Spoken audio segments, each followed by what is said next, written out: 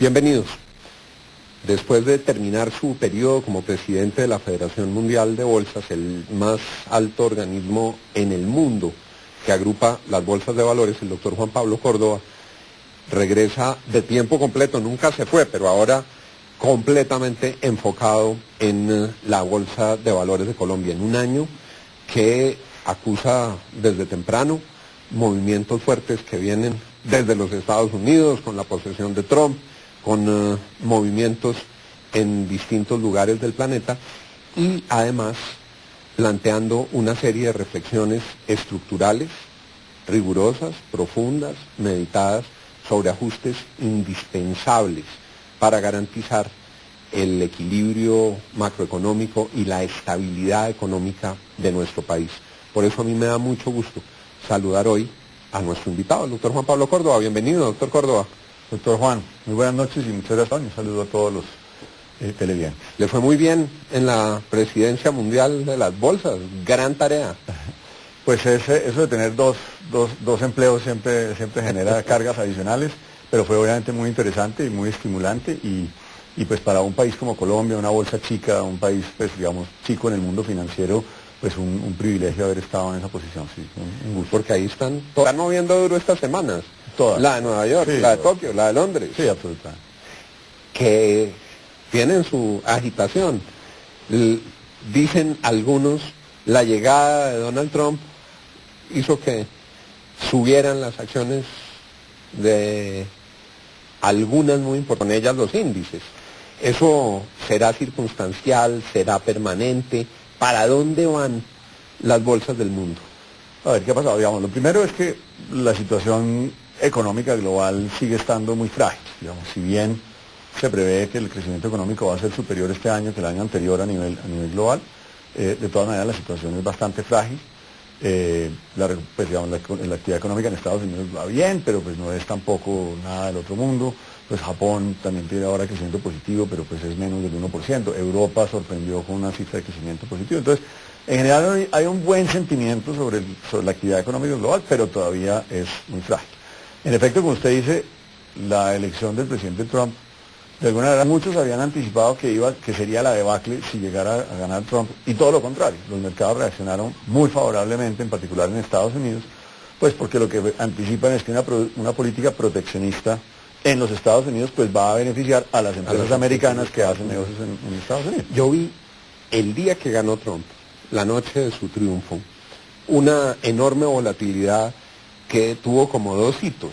Apenas se conoce que Trump ganó, hay un nerviosismo y hay una caída, pero apenas él avisa unas horas después que conversó con Hillary Clinton, victoria, las acciones vuelven a repuntar en los mercados externos. Y la divisa también, exactamente. O sea, hubo precisamente esa visión apocalíptica de que si ganaba Trump se acababa el mundo, fue como la primera reacción, inclusive durante el tiempo que estaban todavía en los conteos. Sí. Y en lo que estaban, dicen los gringos, overnight, los que estaban despiertos del otro lado del mundo, los mercados reaccionaron con gran nerviosismo. Pero en cuestión de 6-8 horas eso se corrigió y al contrario, como mencionábamos ahorita, los mercados lo que han venido es generando una apreciación en Estados Unidos y fortalecimiento del dólar. Y esa apreciación marcará tendencia para el año, será sostenible. Desde el análisis que se hace en las bolsas, ¿qué se podría anticipar? Porque han tenido unas valorizaciones. Hoy veía, por ejemplo, la proyección de la acción de Apple va volando, pero muchas. ¿Eso será coyuntura, será permanente? A ver, digamos que, pero en términos generales yo le diría que los analistas coinciden en que, en términos generales, lo que se percibe es que estas políticas de Trump, que van a favorecer, digamos, la producción nacional, el mercado nacional, las empresas norteamericanas, va a ser favorable para esas empresas y van a seguir, digamos, en términos generales, digamos, con valoraciones fuertes. Ahora, viene la segunda pregunta, pero si ya están bastante, digamos, valorizadas para los estándares históricos, inclusive para los estándares teóricos, la pregunta es cuánto más se pueden valorizar. Entonces, yo creo que en términos generales hay coincidencia que van a mantener valoraciones fuertes. Yo creo que hay más discusión sobre qué tanto puede ser mucho más o simplemente que se sostenga o que sea un poquito más, pero sí creo que beneficia de todas maneras hasta el momento en lo que hemos visto. Si se mantiene, digamos, una estabilidad política en los Estados Unidos con ese tipo de políticas, va a favorecer las empresas americanas. ¿Y cómo se traslada eso a Colombia, doctor Córdoba? Todo eso que está ocurriendo globalmente. A ver, y es una buena pregunta porque también nos permite enfocarnos en Colombia. Entonces, digamos que hay como varios mensajes. Uno es, el mundo va a seguir estando en una situación compleja, porque el mundo está muy complicado, o sea, lo de China está complicado, lo de Japón es complicado, lo de Estados Unidos, pues ustedes ven que si bien económicamente está mejor que los demás, ahora con este tema político e institucional empieza a generar pues, preguntas, y el tema de Europa pues sigue siendo un reto. Entonces, en general el mundo está mandando unos mensajes complejos, y vamos a estar muy sometidos a mucha volatilidad, o sea, anuncios y cosas que generan movimientos fuertes en los precios.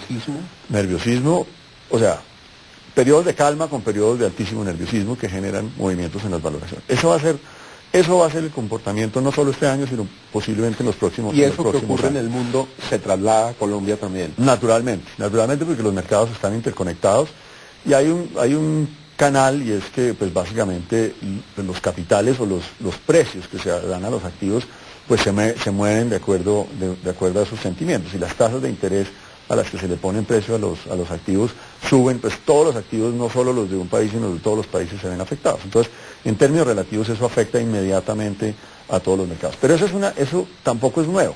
Desde la crisis del 2008-2009 venimos así. Es una gran volatilidad, o sea, periodos de estabilidad con movimientos de gran volatilidad, con noticias distintas. Brexit genera unos reacomodos importantísimos en los portafolios. La primavera árabe genera movimientos, la caída del precio del petróleo. Entonces, hay unos movimientos que están generando unos choques muy fuertes a Colombia y a todos los países del mundo en general. Obviamente a los países emergentes en un sentido, a los países desarrollados en otro. Esa va a ser, digamos, va a continuar siendo el tema de conversación en los próximos años, de tal manera que no será el anuncio de Trump de esta semana, pero será otro que vendrá en unos meses. Entonces vamos a estar sometidos a eso. Ahora, ¿qué hace un país como Colombia en una situación como esta? Entonces uno es entender que eso es así, y lo otro, que es mi punto de vista ya aquí muy personal, es que nos tenemos que dedicar a hacer nuestra tarea, porque en un mundo que está así todos nos vamos a ver afectados por las mismas tendencias. Pero unos se van a ver más afectados negativamente que otros cuando las noticias sean malas, o más positivamente que otros cuando las noticias sean buenas. Entonces, la tarea que tiene que hacer Colombia es cómo se puede diferenciar favorablemente frente a los demás países para que le vaya bien en los momentos buenos y no tan mal en los momentos malos. Entonces, ese, digamos, es el foco de la conversación. ¿Cómo puede hacer esa diferenciación, doctor Córdoba? ¿Cuáles son esas decisiones que se deben adoptar justamente para lograr eso? Aprovechar los buenos vientos y amortiguar las tempestades. Yo creo que, pues, como todo, pues, estabilidad política y estabilidad económica son, digamos, las fórmulas de la receta, pero obviamente el diablo está en los detalles. Yo diría, y hay que reconocer, que el 2016 fue un año positivo para Colombia en el avance en esa diferenciación. Estamos avanzando en la dirección correcta. Creo que sin duda en el año 2016 digamos, corrigieron o se resolvieron, si se quiere, tres grandes incertidumbres. Uno era la percepción de que la tasa de cambio iba a seguirse devaluando, digamos que sin techo, y eso hace muy difícil que los mercados puedan corregir y arreglarse. Cuando ya hay una sensación... Realmente se estabilizó. ¿Cierto? Está bastante estabilizado el tipo de cambio, y yo creo que hay una percepción de que la moneda está más o menos oscilando en los rangos razonables. Y también el petróleo contuvo esa picada en la que iba y se ha quedado por el orden de los $50. Así es, y eso ha ayudado. Entonces ahí hay un elemento, digamos, que puede ser coyuntural, que tenemos que hacer la tarea para fortalecer eso, pero eso es una señal importante para los mercados. Desde el punto de vista de político y de política, sin duda, pues, digamos, el cierre de las conversaciones con la FARC y que estemos ya en fase de implementación del acuerdo de paz, eso le quita una incertidumbre importante a los mercados, a los inversionistas, a los ciudadanos, a todo el mundo. Obviamente hay muchas preguntas de cómo va a evolucionar la cosa hacia adelante, pero el hecho de que haya el acuerdo, pues, resolvió una incertidumbre que había. O sea, que en el 2016 fue fuerte. Que fue muy fuerte. Y claro, sobre todo con los episodios electorales y el plebiscito y el tormentoso cierre, digamos. Así es, o sea, se van a desmovilizar o no los guerrilleros y va a haber un cese de hostilidades entre el gobierno y las FARC. Eso ya es un hecho. Eso es una noticia positiva. Colombia avanza en esa dirección. ¿Y usted siente, desde su posición en la presidencia de la Bolsa, que esas turbulencias han ido pasando, que hay un escenario más tranquilo en la valoración institucional de Colombia, por ejemplo? Yo diría que, como digo, la resolución de esas tres incertidumbres, la última sería la de la reforma tributaria. Había una conversación de que se iba a hacer una reforma tributaria, había escépticos de que no se podía pasar, de que si era suficiente o no era suficiente, pero ya es un hecho. Se aprobó la reforma tributaria, el gobierno y el Congreso se dieron afortunadamente y muy bien la pela de hacer el incremento del IVA y eso se resolvió. Entonces, en términos generales... 1 de febrero, hoy día 1 de febrero, está entrando en vigencia plena el incremento del IVA, en vigencia plena la reforma tributaria. Pero para que no entremos en la discusión y el debate sobre la reforma tributaria, sino en lo que sigue en este momento que me parece crucial, lo he escuchado a usted hablar con mucha energía diciendo, no nos reabran ahora el capítulo de que hay que hacer otra reforma tributaria en el 2018. Ya hay voces que dicen, quedó esta reforma, bien, mal, regular, pero esta reforma va a requerir que en el 2018 se tramite otra reforma, y lo he escuchado a usted pronunciándose sobre eso. Así es, la aritmética, digamos, fiscal es muy sencilla. Antes de la reforma tributaria se hablaba que el gobierno posiblemente necesitaba alrededor de 2 puntos del PIB en recaudos nuevos, digamos, y que si uno le suma algo del gasto que se necesitaba para, digamos, el proceso de paz y otras obligaciones del Estado, pues esto podía ser entre 2 y 3% del PIB. Entonces, una vez aprobada la reforma, mucha gente sale y hace los números y dice, no, pues si la reforma solo rindió 1 punto del PIB, o 1,5 puntos, 1,2, pues le quedaron faltando pues 0,8, o 1, o 2. Entonces, eso automáticamente quiere decir que tenemos que hacer otra reforma tributaria. Y yo lo que me he pronunciado, y en eso sí, pues creo fuertemente que es supremamente inconveniente que estemos hablando de tributaria para el 2019. Usted inmediatamente sacó la bandera y dijo, eso fue lo que yo le entendí, ni más faltaría que ahora, en vez de concentrarnos en otros frentes en los que el Estado colombiano tiene que trabajar, se pretenda abrir de nuevo el expediente de una reforma para seguir recaudando más. Eso lo que quiere decir, doctor Córdoba, es que usted está planteando no a los colombianos recorten el gasto o háganlo más eficiente o en la plata del Estado en vez de estarnos exprimiendo a los contribuyentes. Así es, yo creo que el mensaje fundamental es ese. Estamos a un mes de haber aprobado una reforma tributaria, no podemos estar otra vez hablando de una nueva reforma tributaria. Esa reforma tributaria debería haber despejado, digamos, la visión de cómo va a ser la senda de los impuestos a futuro.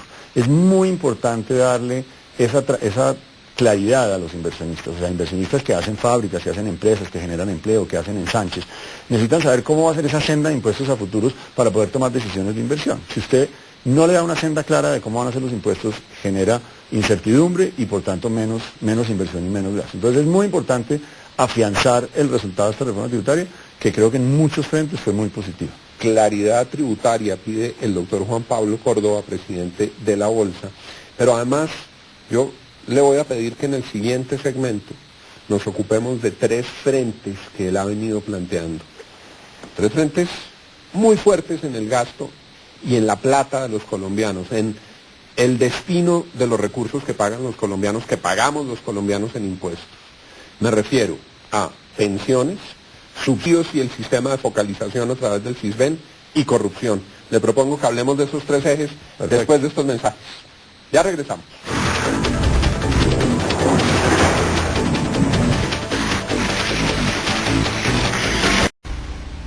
Vamos a hablar de 3 troneras de los recursos públicos de los colombianos que ha planteado el doctor Juan Pablo Córdoba. Pero para cerrar completamente el tema anterior, usted planteaba los diferenciadores que tiene Colombia. ¿Qué tan diferenciador es para todos esos efectos haber firmado el proceso de paz? Esa es una muy buena pregunta, porque aquí para nosotros obviamente es muy importante y sin duda hay que hacerlo y tenemos que hacerlo de la mejor manera posible, porque una sociedad que vive en paz pues es una sociedad que puede funcionar normalmente. Para que una economía prospere, en un país prospere, pues tiene que haber inversión, tiene que haber empleo, y eso se da en ambientes donde la gente convive pacíficamente. En ambientes que viven en conflicto, pues es muy difícil generar eso. Entonces, es muy importante, pero lo que tenemos que entender es que es importante para nosotros, pero eso no nos diferencia del resto del mundo, porque hay otros 190 países en el mundo que reciben inversión y que llevan viviendo en paz muchísimos años. Entonces, lo tenemos que hacer para quedar, digamos, igual que los demás, para empezar a hablar de los demás temas, pero per se, digamos, el proceso de paz no nos genera una gran ventaja, un gran avance en términos de diferenciación. Vamos a los frentes de preocupación, doctor Córdoba. Usted, con gran valentía argumental, diría yo, ha venido planteando la necesidad de hacer la reforma pensional tantas veces ofrecida y prometida y tantas veces aplazada. ¿Qué hay que hacer desde su perspectiva en el frente pensional? Sí, yo creo que pues, para enmarcar la cosa es, la conversación importante es, tenemos unas cuentas del gobierno, unas cuentas del Estado, ¿cierto? De estabilidad financiera. Se hizo ya la parte tributaria que hace una contribución significativa. Mi punto es, la siguiente conversación tiene que ser, como usted planteaba, sobre la eficiencia del gasto. O sea, esos recursos que que movilizamos los ciudadanos para que el Estado gaste en nosotros los ciudadanos y en la sociedad, pues se tienen que gastar de la mejor manera posible y en cosas que consideremos meritorias. Y ahí, como usted menciona, pues hay varios temas. El primero ha sido el tema de la reforma pensional. Ahí discrepo con usted en que ha habido promesas de hacer la reforma tributaria. Yo creo que todo el mundo le ha sacado el cuerpo a la reforma tributaria. Perdona, la reforma pensional. No, promesas, digo, me refiero a las más recientes. El presidente al comenzar el primer gobierno dijo, estoy preparando para la agenda legislativa una reforma pensional. Y su primer ministro no la presentó, luego el segundo ministro no la presentó. Lucho Garzón le entró por un oído y le salió por el otro y nunca la hizo. Pero no, para no entrar en política, sí. Digo, nos han dicho muchas veces, sí, yo diría, se necesita la reforma pensional, pero nadie se le mide a presentarla. Así es. El diagnóstico del sistema pensional público está claro desde 1993 que se hizo la reforma de la ley 100. Eso está claro desde hace 24 años. Eso está claro desde eso. Lo que pasa es que todo el mundo le ha sacado el cuerpo, como usted bien dice, y pues supongo, pues los últimos gobiernos no han sido la excepción. Y el gobierno anterior tampoco lo hizo. Tampoco, o sea, ningún gobierno del año 93 a la fecha se le ha medido a ese tema. Correcto. Porque en teoría pues es impopular. Pero ¿qué nos está pasando? La cuenta de pensiones del gobierno nacional son 43 billones de pesos para el año 2017. ¿Eso vale el cheque pensional? El cheque que gira del presupuesto nacional hay que girarle 43 billones al pago de pensiones. De los 120 o 130 billones de pesos que recauda la nación. Empieza a decir, bueno, vamos a hacer el gasto más eficiente, pues tiene que mirar cuáles son los rubros más significativos y ahí hay uno que es muy significativo. Por ser grande no quiere decir que esté mal, ¿sí? Cuando uno mira las pensiones, digamos, anualizadas, en los países que más pensión pagan desde el sistema público, España, Alemania y Suecia, estamos hablando de $40.000 año, digamos, más o menos, órdenes de magnitud 38 a $40.000 año, en los países que más pagan pensión pública. ¿Sí? El régimen del Seguro Social, pues de Colpensiones, hoy en día en Colombia, permite una pensión, como todos sabemos, hasta de 25 salarios mínimos. 25 salarios mínimos para las especiales, en el tope, en el máximo. El tope pensional en Colombia Correcto. Es 25 salarios mínimos, que equivalen, digamos, discusión de tasa de cambio, lo que quiera, pero aproximadamente a 73 o 75 mil dólares. 75 mil dólares anuales. Versus 40 o 42, 38 o 40 mil. Y las que no son especiales, las pensiones ordinarias. La pensión de un empleado, que tiene una tasa de reemplazo que va hasta el 70% de esa máxima, puede ascender a 53.000 o 55.000 dólares anual. Digamos, el que no tenga pensión especial, esté en el régimen de prima media, con las cotizaciones más altas, llega a 53.000. De todas maneras es 13.000 dólares más alto que en Alemania. Entonces, en valor absoluto, la pensión máxima que pagamos en Colombia está completamente desfasado de lo que hacen otros países que han tenido regímenes de prima media, inclusive Alemania, que se inventó el régimen de prima media. Doctor Juan Pablo, eso tiene que ver con el valor absoluto de la pensión. Si uno lo empieza a cruzar con otros factores, ¿cómo estamos, por ejemplo, en el tema de edad? Muy mal también. O sea, todos los países que han visto que estos sistemas de prima media se están quebrando financieramente en la medida que la gente vive más. O sea, lo que yo ahorro no es suficiente para pagar todo el tiempo que yo voy a estar pensionado, entonces tengo que aumentar la edad del retiro para que la gente trabaje un poquito más y al Estado o al sistema de pensiones le toquen menos años tener que pagar pensión. El aumento de la longevidad, por supuesto, genera unos desajustes financieros muy grandes. La gente antes vivía muchos años menos de los que vive hoy. Así es, si la expectativa de vida era 70, 75 años y se retiraban a los 62 años, pues digamos que tenía lo que fuera, 13, 15 años de expectativa de vida pensional. Hoy en día estamos hablando de expectativas de vida que superan los 80 años. Eso se ha aumentado 8 años o 10 años la esperanza de vida y no se han hecho los ajustes. Eso técnicamente se llaman ajustes paramétricos. Estos sistemas hay que irlos calibrando. Eso quiere decir que una persona que se pensione puede tener 20 años de vida todavía en promedio de recibir pensión. Claro, así es. Hoy en día estamos hablando de 20 a 25 años. Entonces, no hay una cuenta financiera que le aguante a uno 25 años con salarios, pues con pensiones como las que estamos hablando, habiendo aportado lo que aportamos en Y si usted compara lo que gana un pensionado con lo que ganan los otros empleados del sistema y lo hace con otros países, ¿qué le da? Así es, el sistema colombiano está completamente desfasado. La pensión máxima es exorbitante frente a lo que vemos en países que tienen ingresos mucho mayores que el nuestro. Si usted compara el ingreso medio del empleado frente a la pensión máxima, en Alemania o en España esto puede estar entre una vez y media, o sea, la pensión máxima es máximo una vez y media el salario medio el salario medio de los contribuyentes, de los empleados. En Colombia estamos hablando de 8 o 10 veces más. O sea, el ingreso medio en Colombia debe estar alrededor de los empleados, $6.000 al año, y la pensión máxima es $53.000. En Alemania esa cuenta es $45.000 ingreso medio y $40.000 la pensión máxima. O sea, inclusive está por debajo de la pensión máxima. En España es un poquito al revés, pero está en ese orden de magnitud, una vez y media. Aquí estamos hablando de 8 o 10 veces más la pensión máxima frente al ingreso medio. Yo puedo decir con tranquilidad, nuestro invitado de hoy es un experto en estos temas y los está estudiando desde una perspectiva técnica. Plantea un asunto complejísimo, con gran oposición política que surge cada vez que se habla del sistema, pero creo que es necesario tener serenidad y profundidad en este análisis. ¿Para dónde va el mediano y el largo plazo de la economía colombiana si no se toman estas decisiones?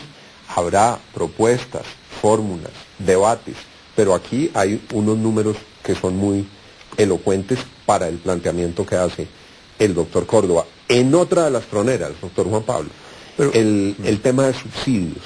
Usted también ha señalado que ahí hay una... En general es el mismo, no debemos hablar más de reforma tributaria, tenemos que hablar de eficiencia del gasto y tenemos que mirar cuáles son esos grandes rubros donde se está desperdiciando el dinero. El primero es pensiones. No tiene sentido aumentar los impuestos para seguir gastando ineficientemente en pensiones. Vamos al tema de subsidios que usted menciona. No tiene sentido aumentar los impuestos para seguir desperdiciando el dinero en subsidios que no se asignan adecuadamente. Eso quiere decir que le estamos dando plata a gente que no la necesita o no la merece. Así es, y no lo digo yo, lo ha dicho el director de Planeación Nacional.